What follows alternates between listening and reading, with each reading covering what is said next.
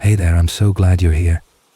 If you're ready to let go of today and drift into rest, you're in the right place.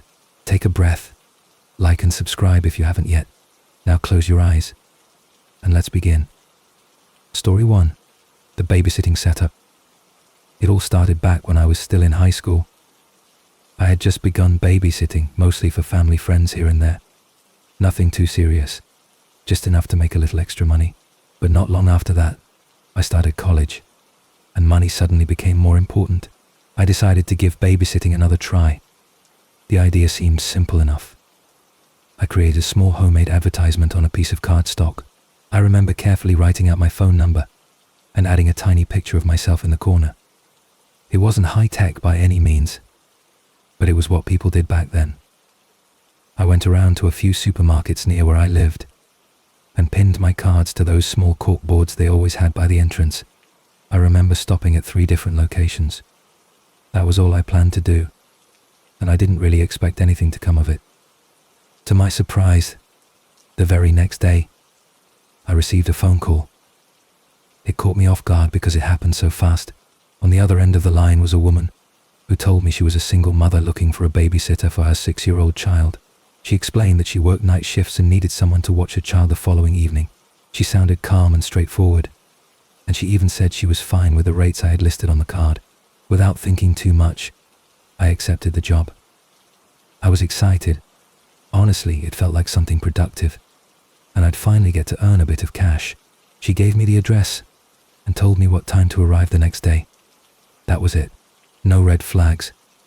Nothing seemed out of place. Just a simple, direct call for help from someone who sounded genuinely in need. When the evening came, I got ready and drove to the address. I remember the drive taking longer than I had expected. The house was located in a fairly crowded neighborhood, yet it seemed oddly quiet when I arrived.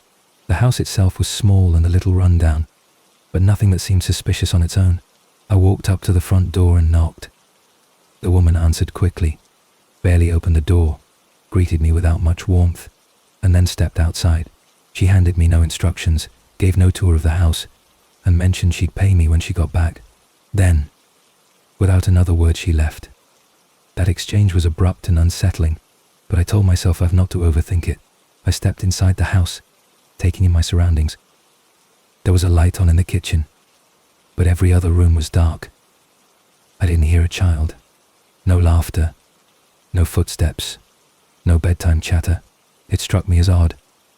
I assumed the child must already be asleep, but even that seemed strange.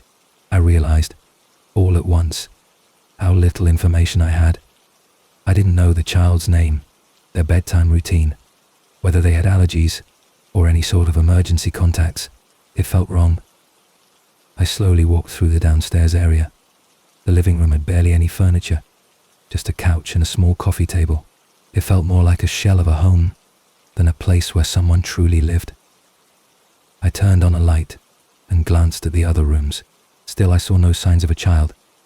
No toys, no backpacks, no shoes by the door. Upstairs, things got more unnerving. There was a hallway with several doors. Each one was closed. I tried the first door. It was locked. I moved on to the second. Also locked. Every single door on that floor was shut tight and wouldn't open. That's when I started to feel genuine fear creep in. Something was wrong. I called out, softly at first, "Hello, is anyone here?" Silence answered back. No voices, no movements, no child responding. I stood in that hallway, with my hand still on a doorknob. Realizing how completely alone I felt, my heart began to race, and an unease pressed down on me like a heavy weight. I walked slowly back down the stairs, trying to make sense of what this situation was.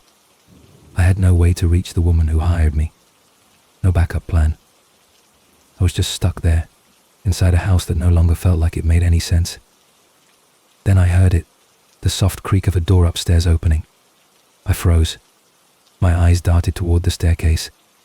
Slowly, a figure came into view. It wasn't a child. It wasn't a woman. It was a grown man. He wore a mask, something simple, but it covered his entire face. My breath caught in my throat.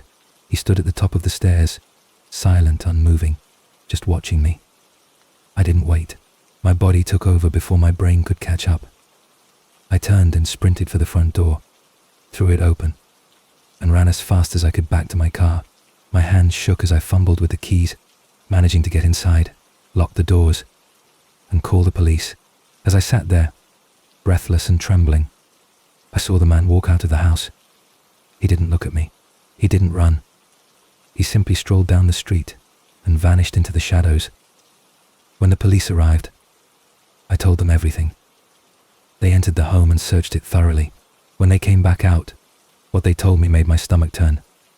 There was no child in the house, no evidence that any child had been there at all. They told me the house wasn't even being rented out. The owners were away, and the place was supposed to be vacant. It hit me like a wave.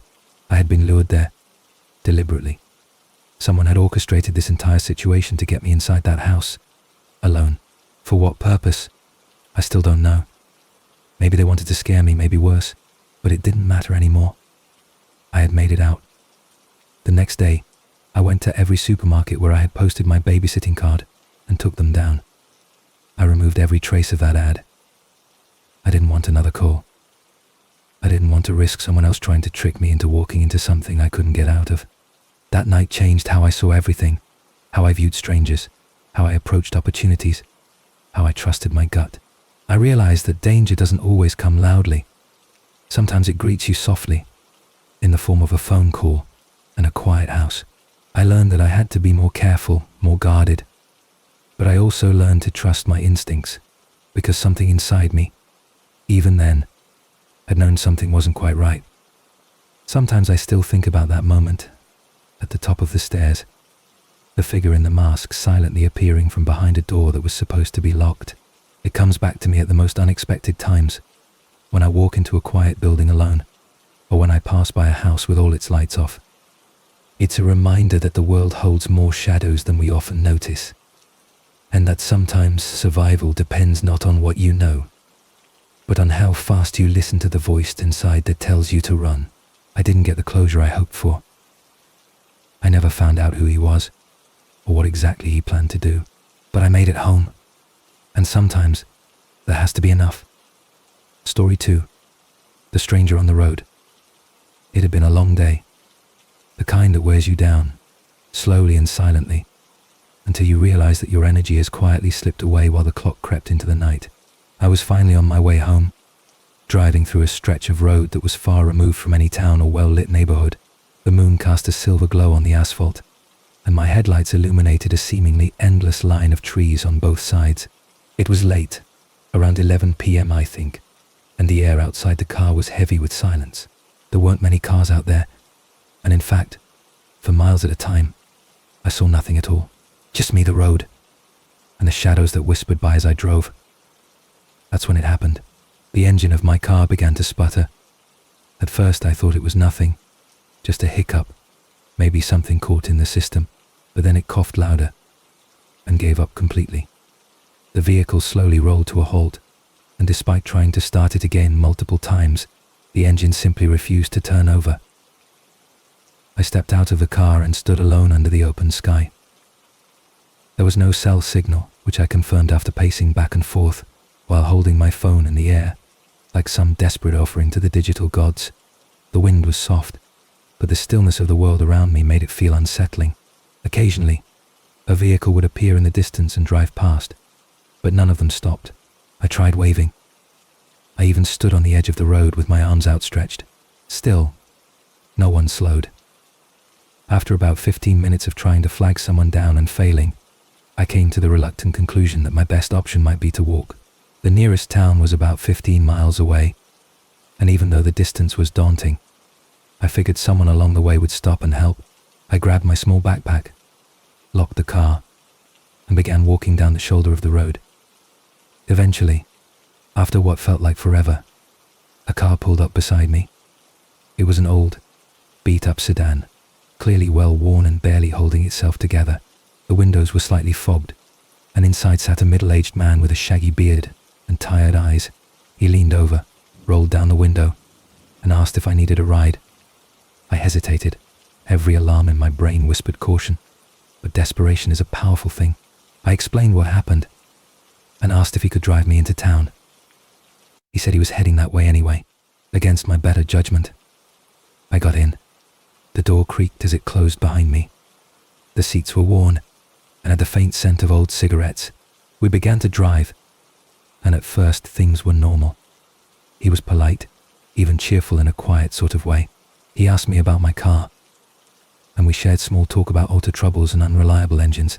But then the tone started to shift, slowly, almost imperceptibly. He began asking personal questions: where I lived, who I lived with, why I was alone at this hour.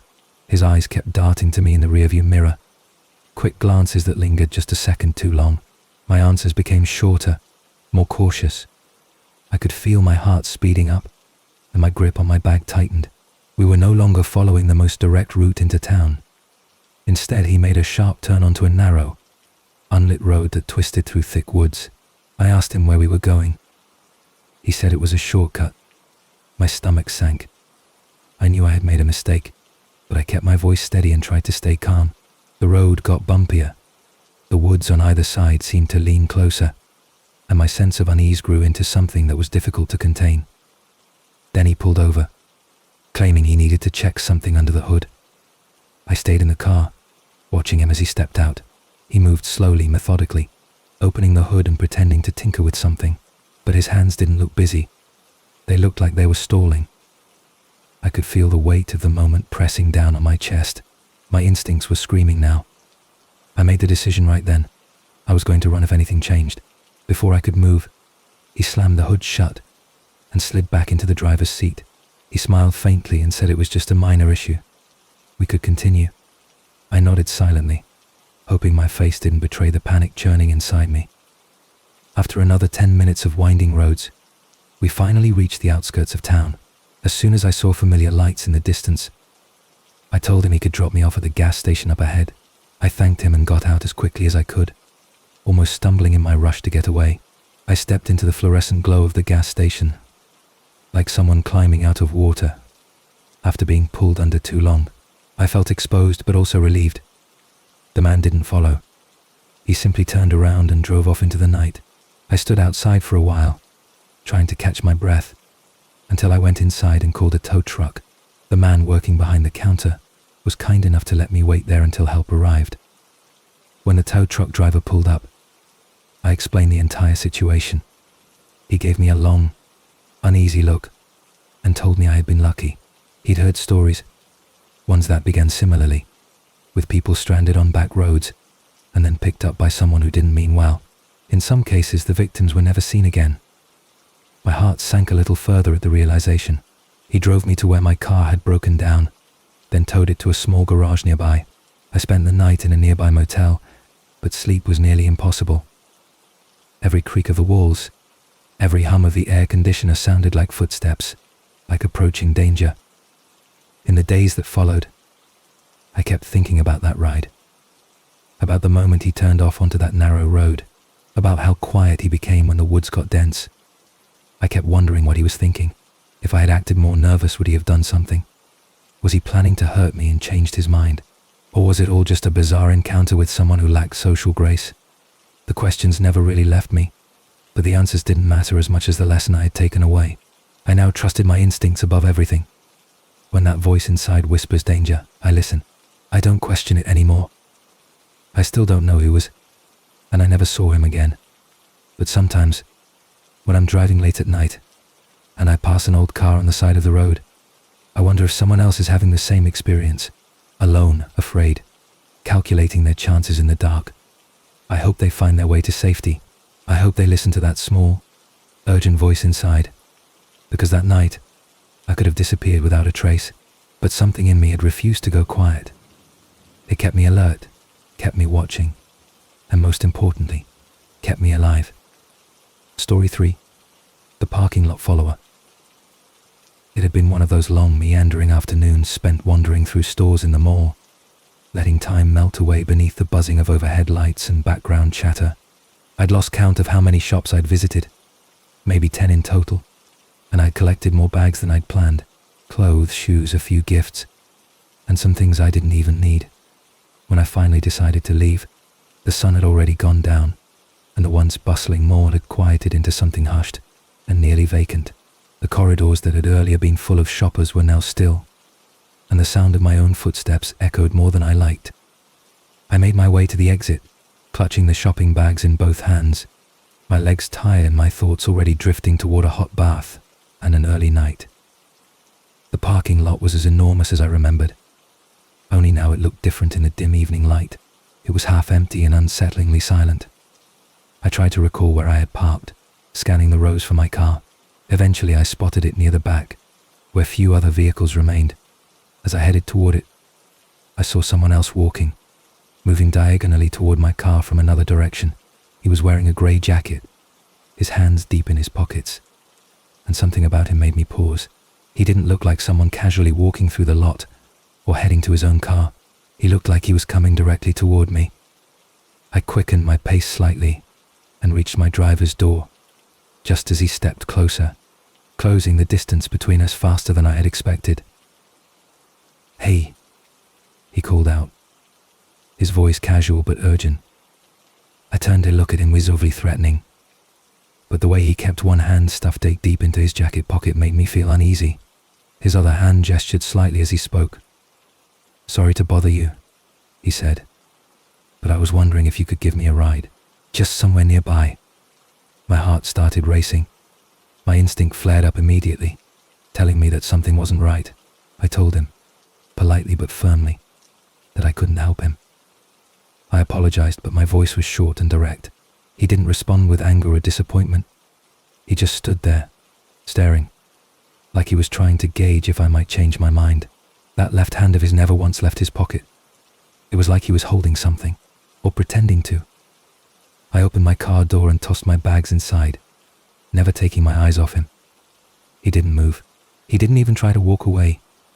He just kept standing there, unmoving, expression blank. The silence between us stretched long enough to make my skin crawl. I got in, locked the doors, and started the engine. Only then did he take a step backward. But even as I pulled out of my parking space, I could see him in my rearview mirror, still standing there, still watching. I told myself I'd overreacted, that maybe he was just down on his luck or needed help. But deep down, I knew I had made the right choice. There was something off about him, something I couldn't quite name. I pulled out of the mall parking lot and turned onto the main road, trying to shake the strange feeling. The streets were quiet now, the traffic lights changing for no one. I didn't think much of it at first. It was a small, older model vehicle that I hadn't noticed in the lot, but when it started tailgating me, riding close to my bumper, I grew tense. The road was empty, and the lane beside us was wide open. There was no reason for the car to stay behind me like that. It didn't try to pass. It just hovered there, close and silent, like a shadow that had decided to follow me home. When I turned onto the road that would eventually lead me to my neighborhood, the car turned too.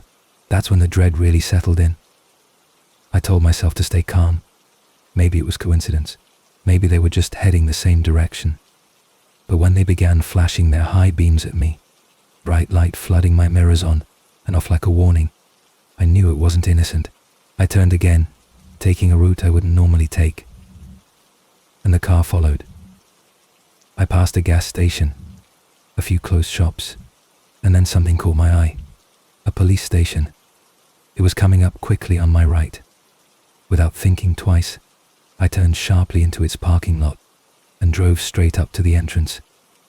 To my disbelief, the car behind me followed.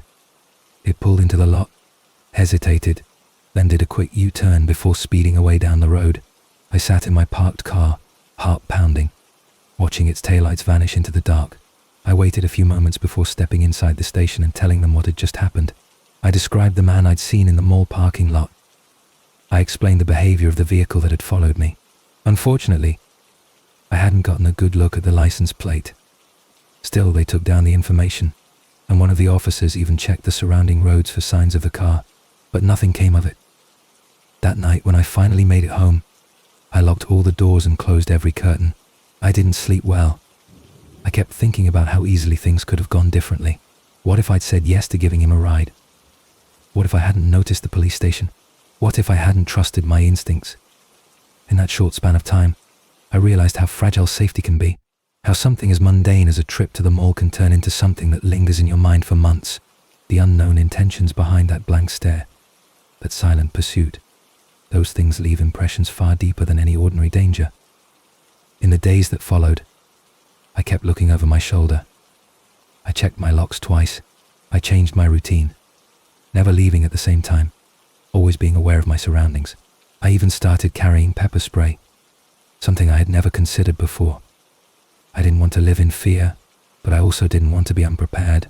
That man, whoever he was, had disrupted my sense of safety in the world. I didn't want to believe that someone would deliberately follow me for any dark reason, but I also couldn't pretend it didn't happen. The moment you ignore that internal warning, the one that tells you something is wrong, is the moment you lose your chance to stay ahead of danger. Looking back now, I realize just how valuable that one instinct was. The decision to say no, to trust my gut, to find a safe place before something worse happened. It wasn't about being paranoid. It was about being aware. These days I still go to the mall, though I never park far in the back anymore. I avoid quiet lots at night, and I always pay attention to the people around me. That experience didn't destroy my confidence, it reshaped it. It reminded me that safety isn't just about where you are, but about what you choose to do when something doesn't feel right. And I'm grateful every single day that I made it home. Story 4. The rerouted drive into darkness. The trip had gone well, all things considered. I had finished work in a town about 5 hours from home, and despite the long day ahead, I was ready to make the return journey that evening. The sky was already beginning to dim when I loaded up my car and started the drive. I wasn't concerned about the late hour. It wasn't unusual for me to make long drives in the dark, and I had the next few days off to rest. I put on some music, set my GPS, and eased onto the highway. The hum of the tires on pavement, the cool breeze through the window, and the fading light of day made for a peaceful start. I was making good time, and for the first few hours, everything felt as it should, but it would not stay that way. The quiet certainty of the open road would soon give way to something far more disorienting. Around 3 hours into the drive, my GPS gave me a new direction. Exit right in 500 feet, it said in its usual robotic calm. I frowned. That didn't seem right. I knew the route fairly well, and this wasn't the exit I'd expected. I glanced at the map on my phone and saw that it had rerouted me due to flooding on the main road. That made some sense. The region had experienced heavy rain earlier in the week. Even if tonight the skies were clear, I trusted the map and took the exit, figuring it would add only a few extra minutes. The new road was narrower, winding, and noticeably quieter. Houses disappeared, and streetlights became rare. Trees leaned over both sides, forming long dark tunnels that the headlights barely pierced. Still, I kept driving, trusting the directions, even as cell service started to weaken. After about 20 minutes on the detour, the GPS told me to take another turn, this time onto an even smaller road that branched off into the woods. The darkness grew heavier, and the road's shoulder all but vanished. My phone signal was now gone entirely. That worried me a little, but the directions still seemed to be working, at least for now. I was deep in unfamiliar territory, but I didn't want to stop.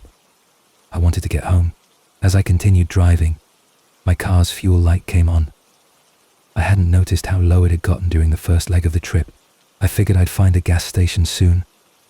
At least that's what I hoped. But every mile I drove showed me the same thing. More trees, more quiet, more blackness. No signs, no stores, no help. The realization began to settle in slowly. I had no phone signal, no nearby gas stations. And now, very little fuel. I kept my eyes peeled for any sort of building, any sign of life at all. But nothing came. Just woods and road and woods. I started to panic when 30 minutes passed, and I still hadn't found anything. Eventually, I gave in and made a turn onto another road, desperate to find civilization. The map attempted to reroute again, but now it wouldn't load. I was officially on my own. The car began to sputter. The last few drops of gas were being consumed. A few moments later, it gave out completely. My vehicle rolled to a stop on the shoulder of the road, surrounded by forest in all directions. I sat there for a moment, stunned by the silence. I tried turning the engine over again, but it was no use. I was stranded in the dark, alone, with no signal and no way to call for help. For a while I just sat there with my hazard lights on, trying to decide what to do. I debated walking, but to where? I didn't even know where I was. I tried restarting my phone and holding it out the window, but the signal bar remained stubbornly empty.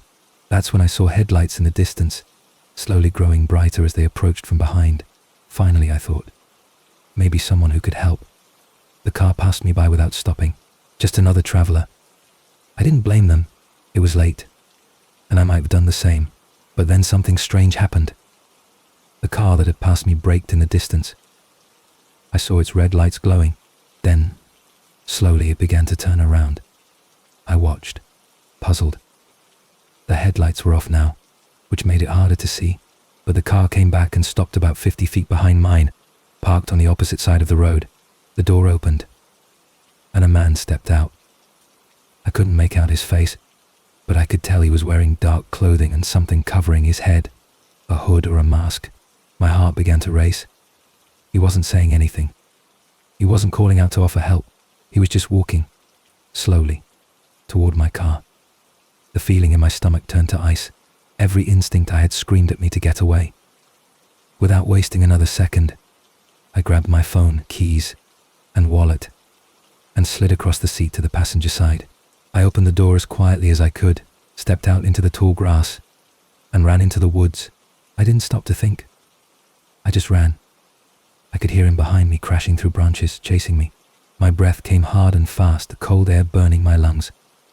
I pushed past trees and low limbs, ducking and weaving through the underbrush. After several minutes of running, the sounds behind me started to fade. I kept going, further and further, until the woods became still again. Then I dropped to the ground, hidden by a thick patch of shrubs, and waited. I don't know how long I lay there. Time stretched and folded over itself. Maybe 20 minutes, maybe more. I was afraid to move, afraid to breathe too loudly. Eventually the forest returned to silence, and I couldn't hear anything behind me anymore. Cautiously, I crept back the way I had come. My legs were sore and scratched, but I didn't care. I just wanted to get back to my car. When I reached the road again, I kept low in the trees and scanned the area.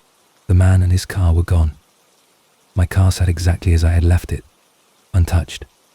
But I didn't dare approach right away. I waited longer, scanning for movement. Only when I was sure he wasn't waiting did I step out and return to the vehicle. Just as I reached the door, another set of headlights appeared, this time from a truck. A man pulled up beside me and rolled down the window. He was older, gruff, and kind. I told him I'd run out of gas and needed help. I didn't mention the man in the woods. I didn't want to sound paranoid.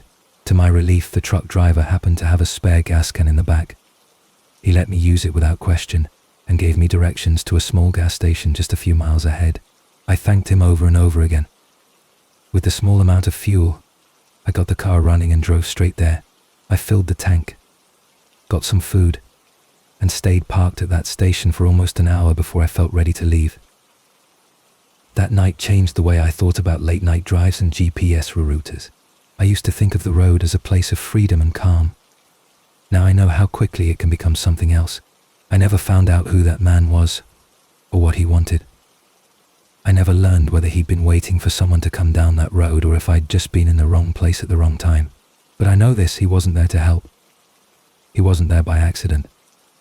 And if I hadn't run, I might not be here to tell the story.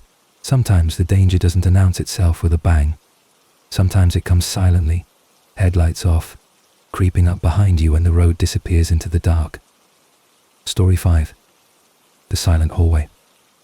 It happened during my 4th year of teaching. I was still relatively young and just beginning to feel settled in the rhythm of classroom life. I taught math at a large high school, and that semester I had 4 separate classes to manage each day. It kept me busy, creating lesson plans, grading papers, answering emails, and finding ways to make numbers make sense to students who often found them intimidating. It was early in the school year, only about a month in, when something happened that still haunts me. The day began like any other. First hour had just started. and I was standing at the whiteboard explaining a basic algebra problem to my class when the phone on the wall rang unexpectedly. It was a short ring, sharp, abrupt. I stopped mid-sentence and walked over to answer it. The voice on the other end was calm but urgent. A staff member told me that the school was going into immediate lockdown. No explanation was given. My stomach tightened. Lockdowns were rare at our school, and this didn't feel like a drill. Moments later, the principal's voice echoed over the intercom, confirming the lockdown order. The atmosphere in the room shifted. Students whispered and glanced at one another with wide eyes. I could feel their unease pressing in. I quickly turned off the lights, locked the door, and instructed all 20 of my students to move to the back corner of the classroom, where they would be out of sight. They did so quickly and quietly, the energy in the room going still like air before a storm. I tried to stay calm, sitting down at my desk near the window. My mind was racing with possibilities. Was it a threat? A stranger on campus? A false alarm? The minutes dragged on, each one stretching longer than the last. The silence in the room became oppressive. After about 10 minutes, my personal cell phone, which was lying on my desk, began to vibrate. I picked it up. The number was unfamiliar. I debated ignoring it, but something told me it might be important. Maybe another staff member reaching out with instructions.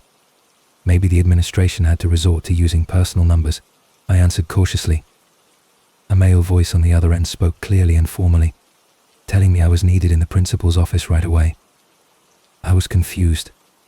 I asked why. He said it would be discussed when I arrived. Before I could say anything more, he hung up. My students were watching me. One of them asked what the call was about. I told them the truth, that someone had asked me to go to the principal's office, but I didn't know why. I stood and walked over to the classroom door, peering through the small square window that looked out into the hallway. It was completely empty, as it should be during a lockdown. But then I saw something. Far down the hallway, just barely visible past the edge of the wall, was a man. He was wearing all black, and a ski mask that covered his entire face. He wasn't moving. He was just peeking around the corner, staring at my classroom. A chill ran through me. I pulled back from the window and returned to the students, my voice calm but firm. I told them to stay quiet and remain hidden, and I joined them at the back of the room. I didn't tell them what I'd seen. I didn't want to spread panic, but I knew in that moment that the lockdown was very real and very dangerous. Several minutes passed, though it felt like hours. The room was silent except for the occasional creak of the building settling. Then my phone began to vibrate again. It was the same number. I didn't answer. They called again. Then again. The third time, I turned off my phone completely, my hands shaking slightly as I set it aside. Whatever was happening, I didn't want to be lured out of that room. Eventually, after nearly an hour, the classroom phone rang. I picked it up. This time, it was the official line from the front office. The lockdown had been lifted. The voice told me everything was safe and that we could dismiss the students. An announcement came over the intercom a moment later confirming it. I opened the door and let the students go, watching each of them carefully as they left, making sure none were alone as they walked the halls. When I made my way to the office later, I learned the full story. The man in the ski mask had been a former student. He had failed my class and had since spiraled out of control. That day he returned to the school, targeting me specifically. He had gained access to the building, wearing the mask, and had used a spoofed number to call my personal phone. No one knew how he got it, but the intent was clear. He wanted to lure me out of my classroom. His behavior had been suspicious enough to draw attention from another staff member, which triggered the lockdown. Police were called and searched the entire building. It took a surprisingly long time, but eventually they apprehended him. He hadn't been carrying any weapons, but no one knew what he had planned. The way he had waited silently in the hallway, staring through the crack in the wall, it still gives me chills when I think about it. I still teach at that school, and occasionally I still think about that day, about how close I came to stepping out of the classroom, unknowingly walking into a trap. If I hadn't paused, hadn't checked the hallway, hadn't followed my instincts, the outcome might have been very different. I now double-check every lock, every phone call, every shadow. I keep the classroom door closed even between classes. I still don't know what would have happened if I had walked out. Maybe it would have been nothing. Maybe he just wanted to scare me. But when I remember the shape of his figure down that long, empty hallway, silent, masked, waiting, I know I never want to find out. What haunts me the most isn't just what happened. It's how quietly it began. A normal morning, a lesson on the board, a simple phone call. It reminds me that danger doesn't always announce itself with shouts or sirens. Sometimes it creeps in with familiarity, pretending to be routine, hoping you'll be too distracted to notice. But not that day. That day I noticed. And because I noticed, I'm here to tell the story, not as a tragedy, but as a warning. Trust the silence. Listen to your gut. And never, ever assume you're too familiar with your surroundings to be caught off guard. Story 6. The Eyes in the Tent. I had planned the weekend getaway for some peace and quiet. Just one night alone in the forest to reset. Nothing extravagant. I had hiked to a small lake tucked away in Utah's hills, a spot I had visited once before and remembered fondly. The trail was serene, the lake was still, and I hoped for a break from the endless buzz of daily life. I arrived in the early afternoon and was a little disappointed to find that I wasn't alone. 2 groups were already there near the beach area, their laughter and music breaking the stillness I had come seeking. But I figured they wouldn't stay long. It was already later in the day, and sure enough, by around 5 o'clock, both groups had packed up and headed out. Within the hour I was alone. The solitude came suddenly. The lake, which had been filled with sounds of conversation and splashing, fell into a deep hush. With only about an hour of sunlight left, I took advantage of the quiet. I changed into my swimsuit and waded out into the cool water. It was the perfect temperature, refreshing but not cold, like a sigh from nature itself. I floated for a bit, letting my limbs drift as I stared at the sky above. But then, as I turned back toward the beach, I noticed something that immediately pulled me from that tranquility. Beyond the water, up in the tree line just beyond the shoreline, stood a man. He was far enough away that I couldn't make out details, but close enough to know one thing for certain. He was watching me. The moment he saw me looking back at him, he turned his head and walked deeper into the woods. That brief second of eye contact lodged itself into my chest like a cold stone. My first thought was that he might have been from one of the earlier groups. Maybe someone who forgot something and returned to retrieve it. But the way he stood there, still, silent, just watching, made it feel wrong. I climbed out of the lake and dried off quickly, scanning the woods with each movement. There was no sign of him anymore. I tried to brush it off, telling myself not to jump to conclusions, but the unease lingered. I made dinner near my tent, sitting with my back to the forest, so I could keep my eyes on the trees. The sun finally dipped below the hills, and the stars began to peek out one by one. I stayed up for a while, enjoying the view, trying to shake off the earlier discomfort. It was hard. Every rustle in the trees made me turn my head. Every gust of wind became a whisper. Eventually I crawled into my tent and zipped it closed, leaving my bear spray and knife within arm's reach. I lay down on the mat, my ears filled with the chirping of insects and the occasional whoosh of the wind against the nylon walls. It was peaceful, but not safe. I don't know how to explain it except to say that something felt off, deeply and quietly wrong. I must have dozed off at some point, because I was awakened not by noise, but by a feeling, a heaviness in the air, a stillness that pressed in from every side. My eyes opened, and the darkness inside the tent was complete. I couldn't see a thing, only the faintest outlines of my gear against the floor. My ears strained for sound.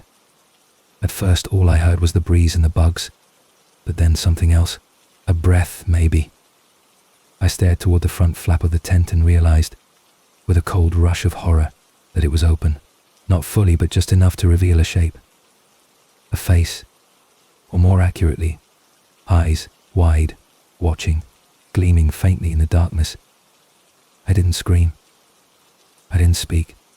My body locked in place as I stared at those eyes, unblinking, unmoving. Time slowed. I couldn't tell if the figure was crouched or kneeling, but it was inches from me. I grabbed the bear spray beside me, and without aiming, fired a stream directly into the entrance. There was a shout of pain, a raspy curse, and the sound of scrambling. I could hear footsteps crashing away into the trees.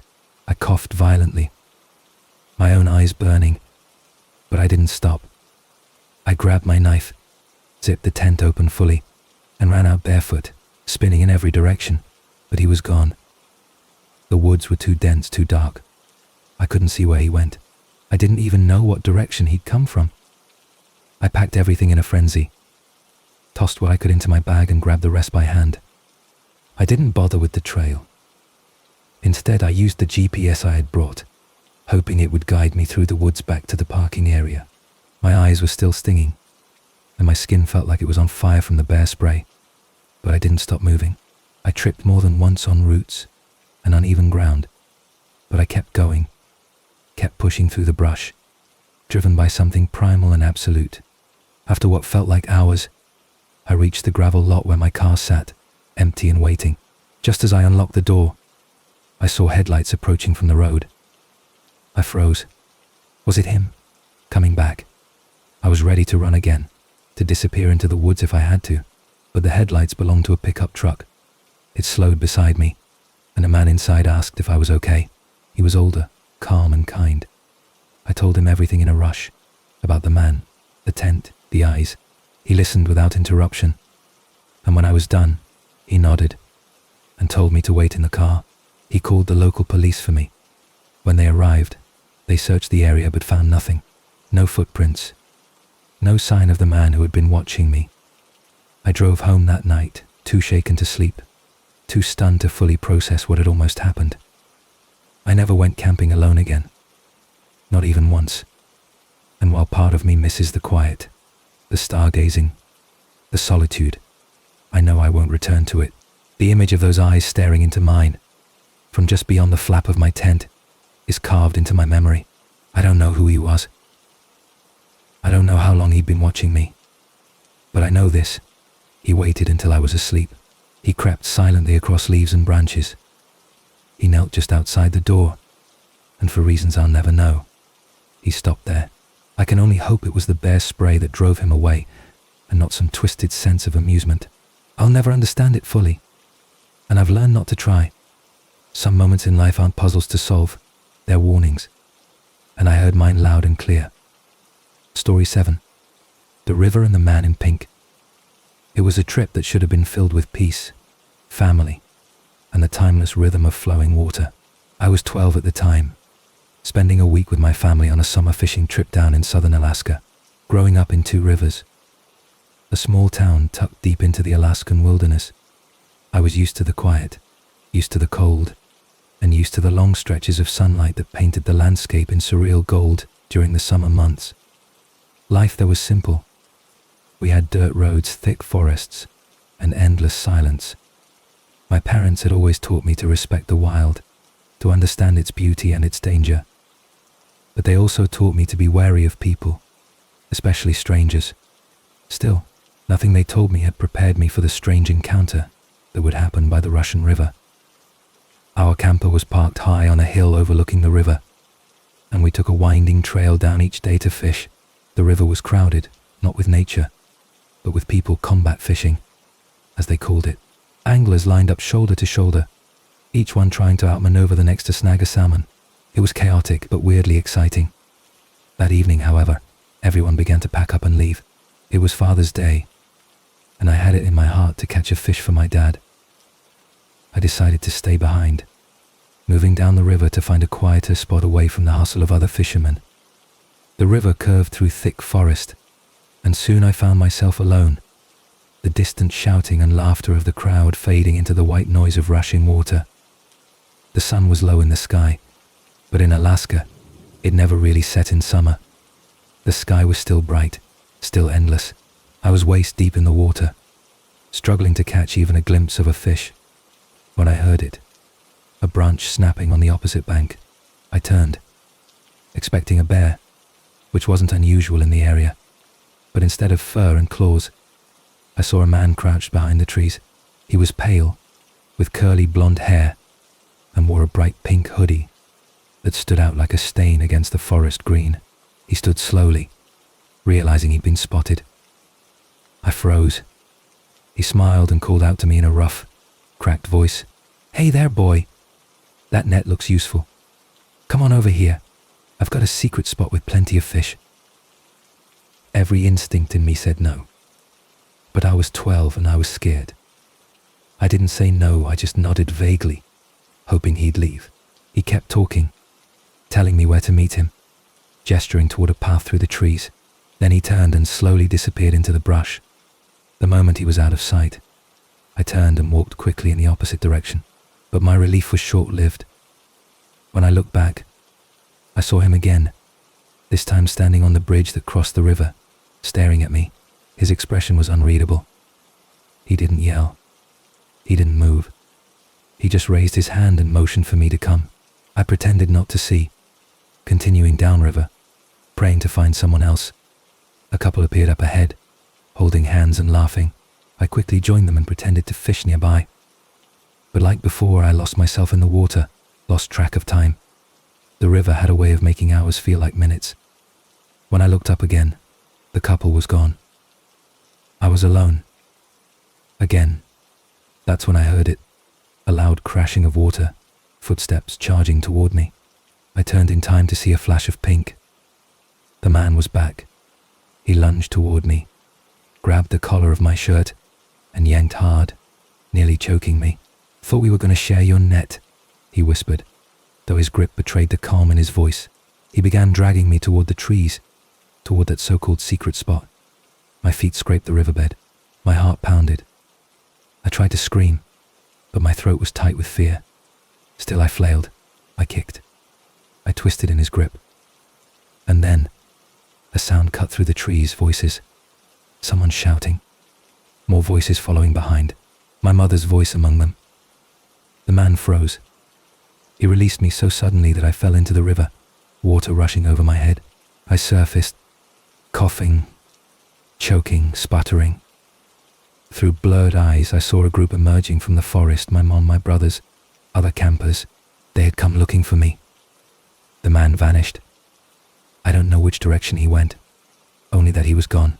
I stumbled back to the group, still clutching my net, my fishing rod dragging behind me like a piece of lost innocence. I never said a word about what he'd done, never told them how close I'd come to disappearing into the trees. That night, I sat by the fire in silence, wrapped in a blanket, staring into the flames. The others chatted and laughed, telling fishing stories and teasing one another, but I couldn't join in. My thoughts were back at the river, back with the man in the pink hoodie. I kept replaying the moment, his hands on me, his voice, the way he appeared and reappeared, always watching, always waiting. I wondered how long he'd been tracking me. I wonder what might have happened if they hadn't shown up when they did. Even now, all these years later, I think about it. Not every day, but often enough. People imagine the wilderness is only dangerous because of the animals, the bears, the wolves, the unpredictable forces of nature. But that day I learned something else. Sometimes, the scariest thing in the wild isn't the creature hiding in the woods. It's the person who chooses to be there, the one who watches, the one who waits. I still fish. I still love the rivers, but I never do it alone. Not anymore. And I never, ever stop watching the tree lane. Story 8. The Costco Letters. It started as nothing more than routine. A harmless, predictable Saturday morning trip to Costco, the kind I had made dozens of times before. I had a rhythm to it. I'd arrive shortly after the store opened, usually around 10 a.m., and make my way through the wide aisles with practiced ease. I knew where everything was, knew which lanes to skip, and which ones to linger in. Most of my shopping was predictable.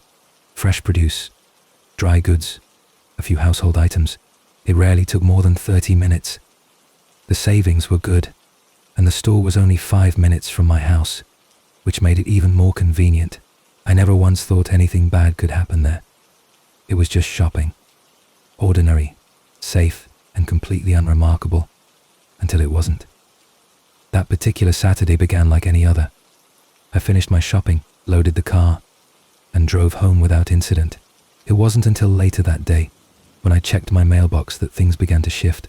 Amid the usual stack of bills and flyers was a plain white envelope. No return address, no branding, Just my name, typed neatly in the center. I opened it out of curiosity, thinking it might be from an old friend or maybe a forgotten appointment reminder. But inside was a single sheet of paper with one sentence. "You're such a beautiful woman. I love watching you shop at Costco." My breath caught slightly. I read it again. It was typed. No signature. No other message. Just that single, unsettling line. At first I tried to laugh it off. Maybe someone was playing a joke. Maybe it was a misguided attempt at flirting. I didn't want to believe it was anything darker. Still, I felt the hairs on my neck rise. I thought back to my trip that morning. Had anyone been watching me? Had someone followed me through the aisles? I couldn't remember seeing anyone suspicious. The store had been mostly empty. Just a handful of other early shoppers moving through their routines. I thought about skipping my next Saturday trip, but then I reasoned with myself. Why should I change my habits for one strange letter? It was probably just a one-time thing. Nothing would happen again. I convinced myself it was safe. The following Saturday, I went back to Costco. I arrived at the usual time and tried to act normal, but I was more aware than ever of my surroundings. I scanned the faces of the people I passed. Older couples, tired parents, casual browsers. Nothing stood out. But then, in one of the quieter aisles near the back of the store, something caught my eye. Behind a stack of tall pallets was a man. Not shopping, just crouching, watching me. When our eyes met, he ducked quickly out of sight. My stomach twisted. I didn't hesitate. I walked straight to the front, checked out with the items I had, and told the woman at the register what I had seen. She looked alarmed and said she'd report it to her manager. But I didn't wait around. I left immediately. That same day I cancelled my Costco membership. Whatever savings I was getting weren't worth the gnawing unease that now followed me. But the story didn't end there. A few days later, I received another letter in the mail. This time the tone had changed. It was longer, more emotional.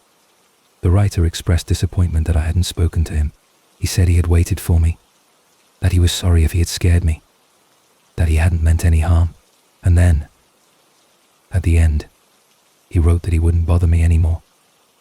No name, no return address, just words typed on a page, delivered to my home.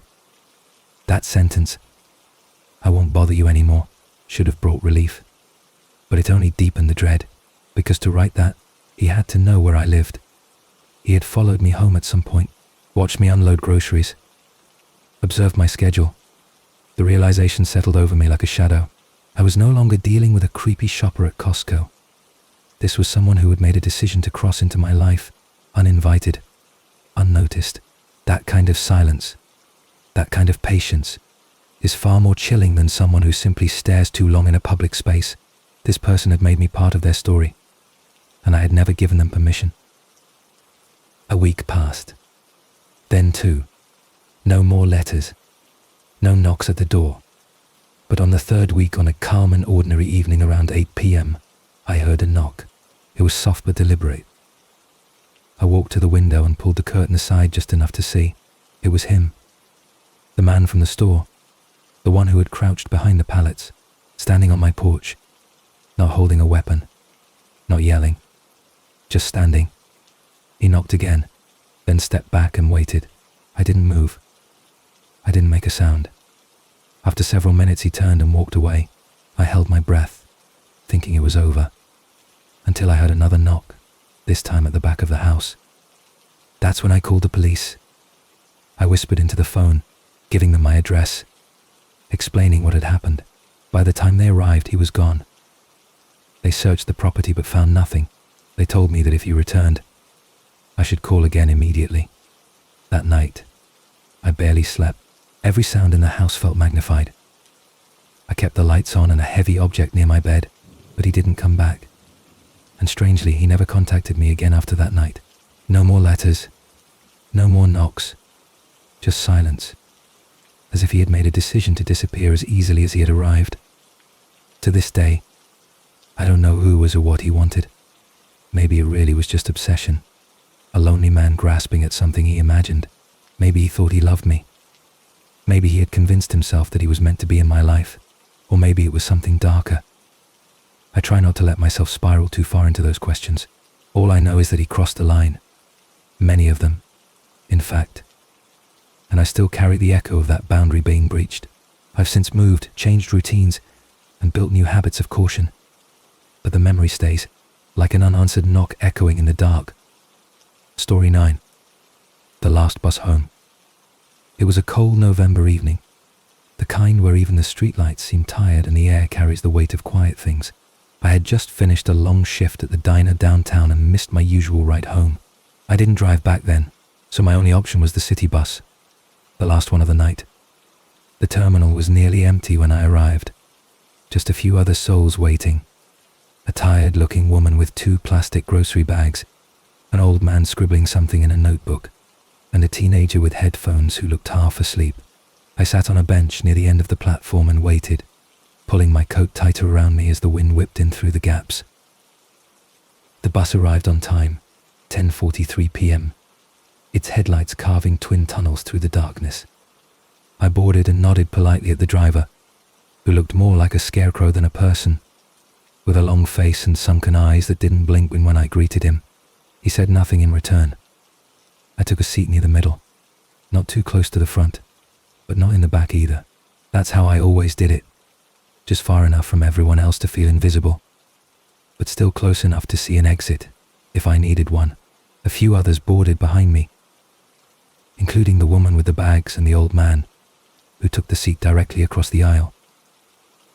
The bus pulled away from the terminal and drifted through the city like a ghost ship, passing shuttered shops, empty sidewalks, and the flickering lights of lonely apartments.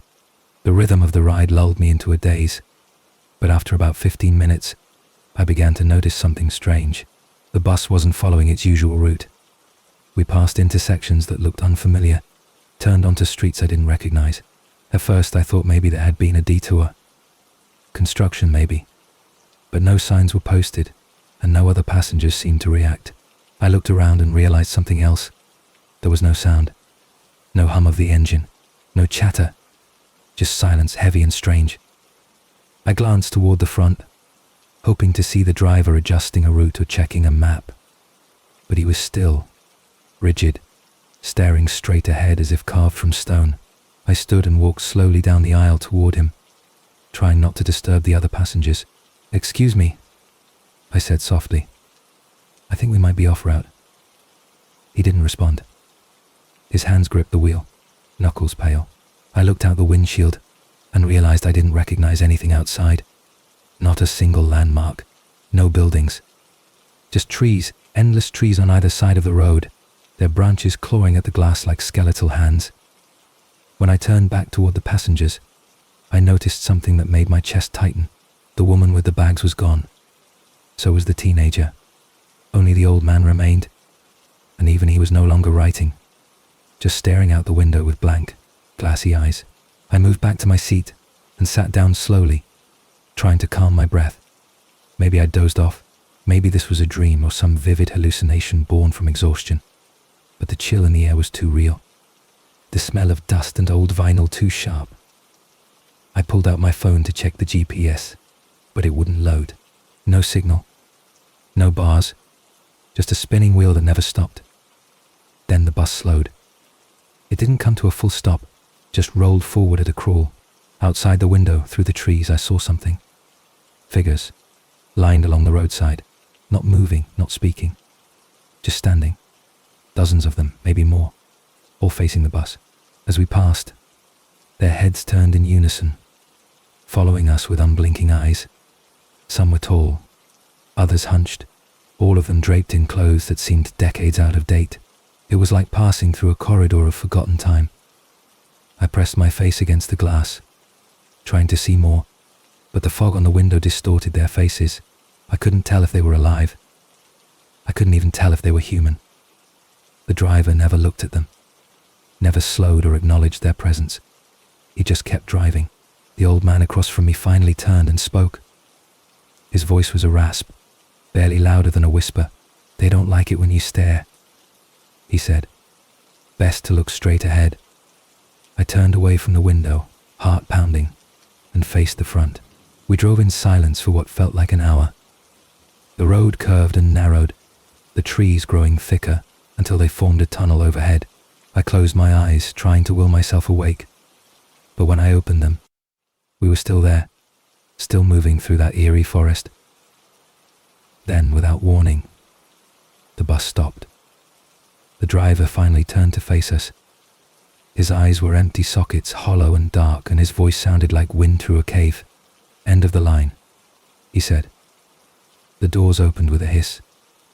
I looked out and saw a clearing surrounded by trees. In the center was an old wooden platform, half rotted, with a single lantern burning beside it. No houses, no road, just that platform, as if waiting for something ancient and long forgotten. The old man stood and stepped off without hesitation. I stayed frozen in my seat. "You have to get off," the driver said again. "This ride wasn't meant for you." I stepped off the bus slowly, the air colder than it had been moments before. As soon as my feet touched the platform, the bus pulled away without a sound, vanishing into the darkness like it had never existed. I stood there for a long time, unsure of what to do. Then, from the far side of the clearing, a narrow trail appeared, one I hadn't noticed before. With nowhere else to go, I followed it.